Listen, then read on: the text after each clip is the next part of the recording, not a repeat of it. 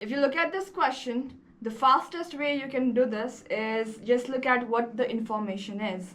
The information is your resource.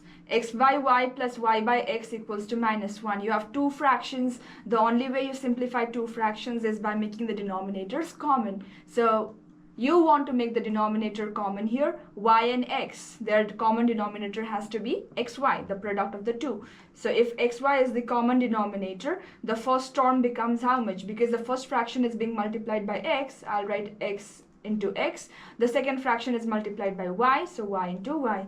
My numerator just becomes x squared plus y squared. And on the right side, they have already given you this is equal to -1. Cross multiply, you get some information. X squared plus y squared equals to minus xy. Okay?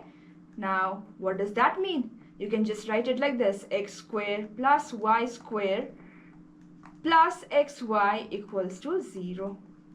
Now, how is this helpful? Let's have a look. I have already discussed how the difference of the cubes can be factorized. I told you to remember it as if it's the difference of the cube, take their difference first. And in the next bracket, what we have is just the square of the two terms.